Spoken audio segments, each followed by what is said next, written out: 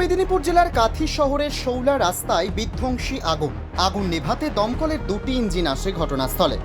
বিশ্বকর্মা পূজার পরে আজ বিসর্জনে বোমা ফাটানোর আগুন থেকে জমে থাকা ট্রের মধ্যে আগুন লাগে। এখান থেকে প্রথমে একটি গাড়িতে আগুন লাগে, পরে ওই গাড়ির তেল ট্যাঙ্কি থেকে আরও দুটি গাড়িতে আগুন লাগে। ভস্মীভূত হয়ে যায় তিনটি গাড়ি। কাথি 1 নম্বর ব্লকের শাবাজপুর গ্রাম পঞ্চায়েত এলাকায় জগন্নাথপুর গ্রামের প্রতিষ্ঠিত ফল ব্যবসায়ী রবীন্দ্রনাথ শ্যামল ও রামপদ জানার বাড়িতেই এই দুর্ঘটনা ঘটেছে। ঘটনার খবর পেয়ে তৎক্ষণাৎ ঘটনাস্থলে উপস্থিত হয়ে কাথি থানার বিশাল পুলিশ বাহিনী সহ দমকলের দুটি ইঞ্জিনের প্রায় 2 ঘন্টার প্রচেষ্টায় অবশেষে আগুন নিয়ন্ত্রণে আসে। এই অগ্নিকাণ্ডের খবর পেয়ে ঘটনাস্থলে আসে তমলুক লোকসভার প্রাক্তন সাংসদ দিব্যেন্দু অধিকারী। তিনি কথা বলেন পরিবারের লোকজনদের সাথে।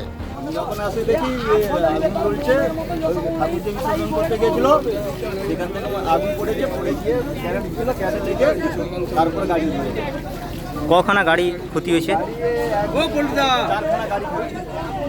আপনার নাম? আপনার নাম?